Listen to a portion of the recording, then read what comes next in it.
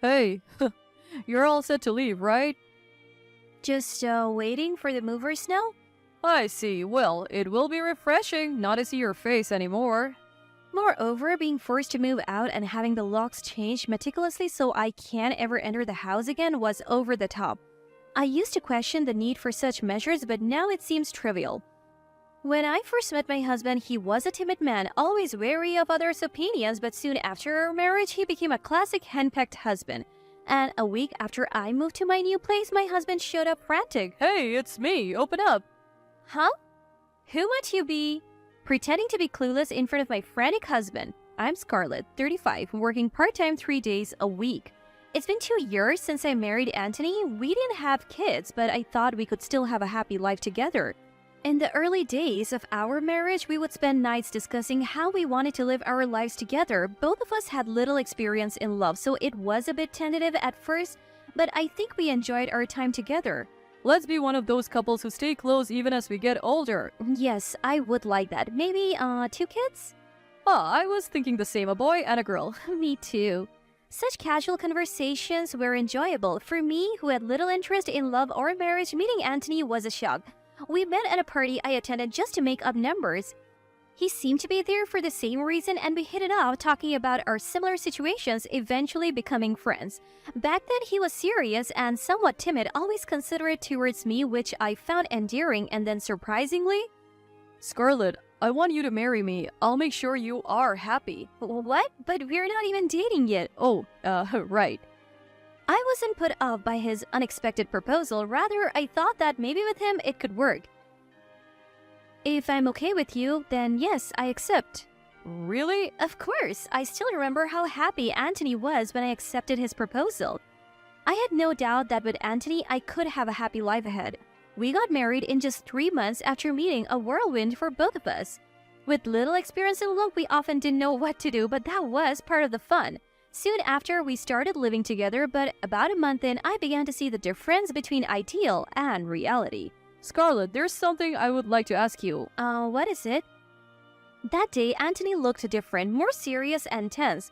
I hate to ask this, but can you quit your job and become a housewife? What? I was shocked by his sudden statement and couldn't understand why he would say such a thing. After all, he had never once commented on my job before, and this was just the beginning. Can I ask why? When I asked, he sighed before responding. When Scarlett works, it makes me feel like I'm not needed. Did someone tell you that? It's not that, but all the wives of married men in my company are housewives. I had expressed my desire to continue working when we got married, especially since saving money was important for our future. Still, I couldn't believe Anthony would bring this up now. But I did say I wanted to keep my job when we got married, right? I know, but as my wife, Scarlett, I wish you would consider my position. Then why not just pretend that I have quit? There's no need to actually leave my job. I repeatedly expressed my unwillingness to quit, but it seemed Anthony values social appearance more. My attempts to persuade him seemed to fall on deaf ears. Look, if things stay this way, I'll be ridiculed by my colleagues and superiors. I'm the head of this household, aren't I? Please, just do as I ask. Either way, it's not something I can decide on the spot. Let me think about it. Okay, but please make it quick. Yet I knew I couldn't let things stay this way for long. I feared what else he might say if I didn't act soon, so I immediately consulted with my boss, Robinson. I had been working as an administrative assistant at this company since high school graduation. Robinson, in a way, had been in a similar situation. Her husband had been a henpecked husband, and unable to tolerate it, she divorced him. Now she's a hardworking single mother whom I deeply respect. That must be tough. I think divorce is an option, but it's difficult since you're newlyweds. Yes, I haven't considered that yet, but if you quit, it will be hard to fill the gap left by Scarlett. I'm not planning on just quitting. I would like to find a way to keep working if possible. How about continuing a part-time capacity for now? I think full-time would be too noticeable. That's a good idea. I'll discuss it with Anthony. If he still disagrees, then I'll follow Robinson's suggestion and ask to work part-time. That sounds like a wise choice. Always feel free to come to me for advice. I'm here to help you as your senior. Thank you. I really appreciate it. Our conversation continued, and it turned out Robinson's ex-husband also changed drastically after marriage. It was exactly Like my current situation, I had never thought about it before, but now I realize that some men change completely after marriage as if they become someone else. Looking at it another way, maybe I was deceived. Despite several discussions with Anthony, we remained at an impasse. Anyway, a woman's job after marriage is to listen to her husband and take care of the home, right? What era are you living in? Nowadays, it's normal for both spouses to work. Maybe for other couples, but we're different. You understand that, right? I might, but I can't agree with it. Please, try to understand how I feel. After that, Anthony kept nagging me daily until I would agree to quit my job. In the end, his attempts to persuade me failed. I contacted Robinson and decided to formally quit. However, in reality, I continued working part-time 3 days a week. Thankfully, my boss understood my situation and allowed me to work reduced hours. I quit my job at the company, just like Anthony wanted. Oh, really? Thank you. Now I can relax about my standing at work. I'm glad to hear that. By this time, it seemed like all Anthony cared about was how he was perceived by others. I couldn't help but feel confused by his drastic change. I had lied to him, preferring that to worsening our relationship, but I soon realized that it was a mistake. I had hoped resetting our relationship would allow us to start afresh. Instead, he behaved as if it was natural for him to be superior and took it out on me. Today, a junior colleague is coming over. I need you to host. What? I didn't know about this. Sorry. It was a last-minute decision. Just the basics will do. Please, prepare. Wait a minute. He hung up. So I prepared drinks and snacks for the guest, but it seemed Anthony wasn't pleased. Didn't I ask you to get things ready for today?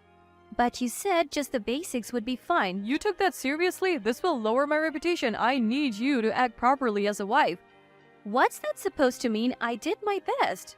What? You have a problem with me? No, not really. Anthony's face wasn't like anything I had seen before. I was so shocked that I couldn't say anything more. After that, he began inviting people over almost every week. While he was having fun, he instructed me to stand by, ready for anything. I think he wanted to show off to everyone how capable a husband he was. Anthony, I think having guests every week is a bit much. No, it's fine. Everyone enjoys it, and you should follow my decisions. That's your duty as my wife, Scarlett. But it costs money, too. You'll manage it somehow. But Anthony's successes showed no signs of stopping. How am I supposed to manage it? Oh, stop nagging. Whenever I asked a question he didn't like, he called it nagging and avoided answering. Waking up, preparing meals, making sandwiches for lunch, and getting his suit ready for the day. After seeing Anthony off, I would do household chores. On days with part-time work, I worked from 10 a.m. to 3 p.m. There was hardly any time to rest, but I loved my job and working felt more like a break than anything. Scarlett, you seem tired lately, aren't you? Yes, a little bit. Really? Let me know if there's anything I can do to help. Of course. Thank you so much.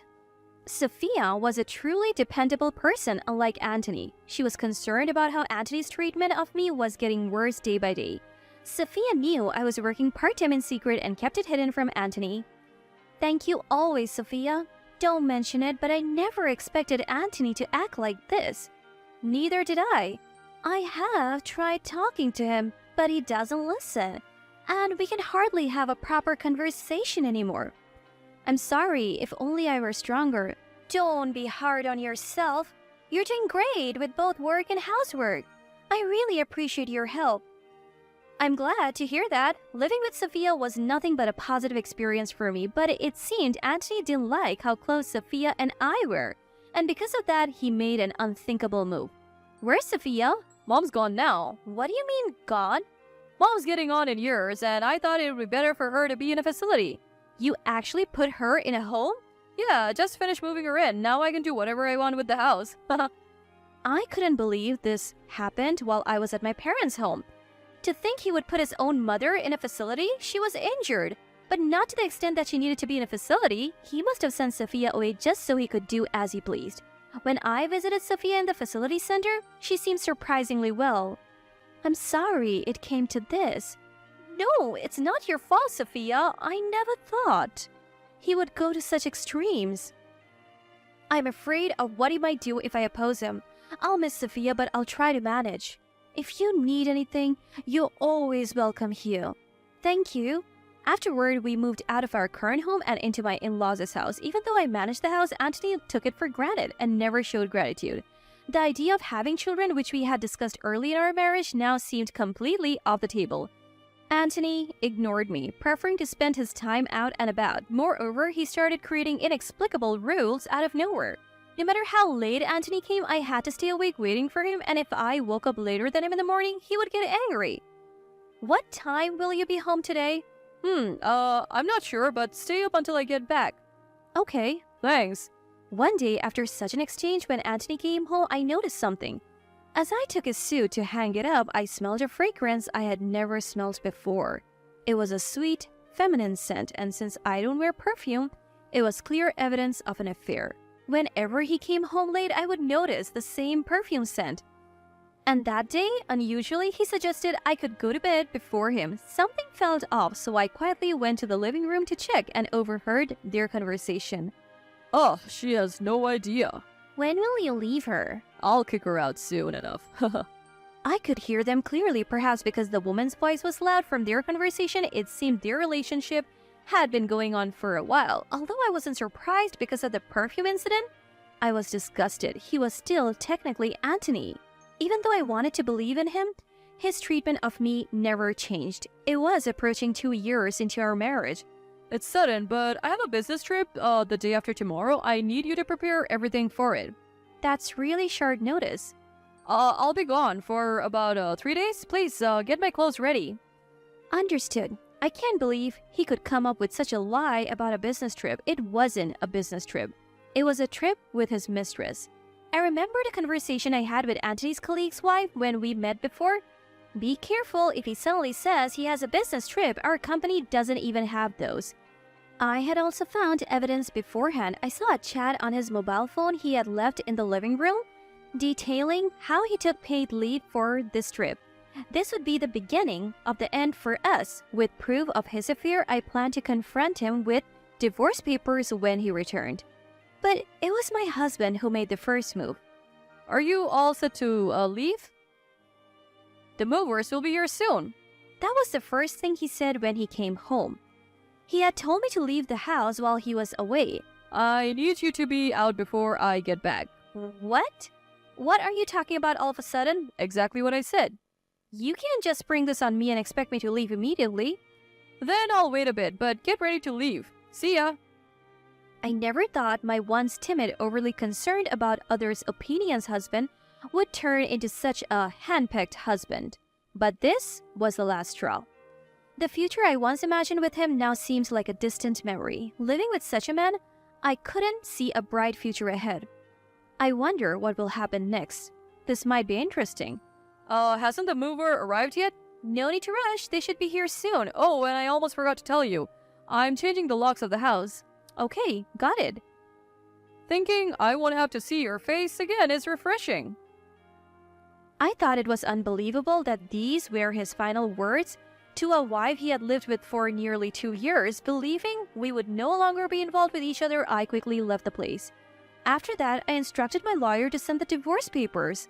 Despite the situation, my husband was brazenly posting pictures with his mistress on social media. I wondered how he could be so foolish. How could he be so foolish not realizing he was providing proof of his infidelity? Even our mutual friends, noticing his odd behavior, reached out to ask what was going on. After being forced out of the in-laws' house, I returned to my job, moving from part-time to full-time again. Furthermore, I moved into my long-aspired suburban high-rise apartment. It was quite spacious for one person, but without Anthony, it felt incredibly comfortable. I was just waiting for any contact from him, but about a month after moving into my new place, early one morning, my doorbell rang. When I checked the monitor, surprisingly, it was Anthony standing there. "Hey, it's me, Anthony. Open up, Scarlett." His sudden demand to let him in was beyond presumptuous. I just couldn't understand him anymore. I decided to play dumb, thinking it might be more amusing than just turning him away. Who are you? I don't know you." "Don't tell me you've forgotten your husband's face." "I don't have a husband. I think you're talking about someone else." He looked desperate, almost on the verge of tears. It was a timid version of him from before we were married. Of course, I didn't let him in and continued to pretend he was a stranger. "Please, just listen. I've been deceived." And and I need Scarlett's help. I'm sorry, but I have no obligation to help, and if you keep bothering me, I'll call the police, okay? Are you serious? After all, I don't know you. Anthony probably thought he could rely on me to sort things out when he was in trouble, but the person I am now wouldn't do such a thing. Yet, I was losing my patience with my husband who refused to give up. Enough is enough. You created this mess, so it's your responsibility to deal with it. You don't have to be so harsh. What? Oh, and before I forget, you can't live in your parents' house anymore. What do you mean? Do you know whose name that house is in? No, but it used to be Sophia's, but now it's in my name. Why? I explained to Anthony why things had to come to this. Anthony told me to leave. I had gone to consult with Sophia. When I told her, even Sophia was visibly angry and dismayed. I can't believe my son turned out to be such a fool. I'm really sorry. It turned out this way after all the help you've given me, Sophia. You're divorcing Anthony, right? Yes. That's for the best. Then I'll transfer the house to you, Scarlett. What? Thus, Sophia transferred the rights to the in-laws' house to me, unbeknownst to Anthony. He was living with his mistress while all this was happening. That's the situation. Understand and leave quickly. We probably won't see each other again anyway. Just one last thing. If you keep this up, I will really call the police. With that, he finally gave up and left. Of course, the divorce went through and I claimed the divorce settlement guarantee from him.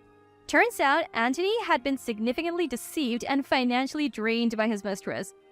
On top of that, the divorce settlement amounted to around $20,000. His mistress had quickly left him, but I wasn't going to let it slide. I used a lawyer and a detective to track down the location. I'm also claiming a divorce settlement guarantee from that person. It looks like I can claim over $10,000. Additionally, the in-laws' house officially became mine. I had to ask Anthony to leave, and though he was initially reluctant, he had no choice but to accept due to the legal procedures. I don't know where he lives now, and frankly, I don't care. The photos he uploaded with his mistress on social media were also discovered by his company. Due to his past pretenses of living beyond his means, he couldn't endure the criticism and chose to resign voluntarily. That seemed like an inevitable outcome considering his true nature. If I were to say one last thing, it would be this. Don't mind. I'm divorced now, but I see it as a learning experience and chose to look forward positively. My relationship with Sophia continues to this day. I plan to focus on my career without relying on a man and enjoy my life as a single individual.